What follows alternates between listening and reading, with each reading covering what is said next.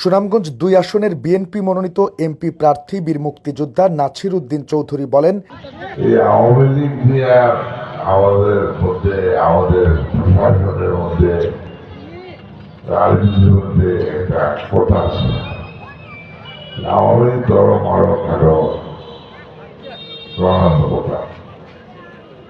তো আমি এটা পরিষ্কার করতে চাই, আওয়ামী লীগ আমাদের শত্রু নয়, আওয়ামী লীগ আমাদের মিত্র, আওয়ামী লীগ আমাদের বন্ধু। আমরা একসাথে মিলে যুদ্ধ করে দেশ স্বাধীন করেছিলাম, যার বিনিময়ে স্বাধীন বাংলাদেশ আমরা পেয়েছি। তো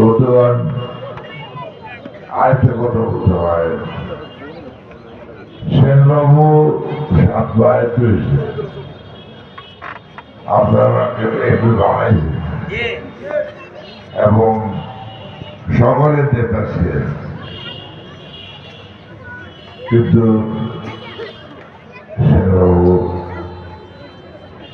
আমাদের এই সকলের কল্যাণ করতে পারেন নাই, আপনাদের মুখে হাসি ফুটেছিলেন। শাল্লা উপজেলা বিএনপির আহ্বায়ক সিরাজুল ইসলামের সভাপতিত্বে ও যুগ্ম আহ্বায়ক আব্দুল আওয়ালের সঞ্চালনায় সোমবার বিকেলে শাল্লার শহীদ আলী মডেল উচ্চ বিদ্যালয়ের মাঠে নির্বাচনী সভায় তিনি এসব কথা বলেন। সমাবেশে আরও বক্তব্য রাখেন সুনামগঞ্জ ২ আসনের বিএনপির মনোনয়ন প্রত্যাশী ছিলেন মিফতাউদ্দিন চৌধুরী রুমি, তাহির রায়হান চৌধুরী পাবেল, আজমল হোসেন জাবেদ, জমিয়ত উলামায়ে কেন্দ্রীয় কমিটির যুগ্ম মহাসচিব ডক্টর সুয়াইব আহমদ প্রমুখ।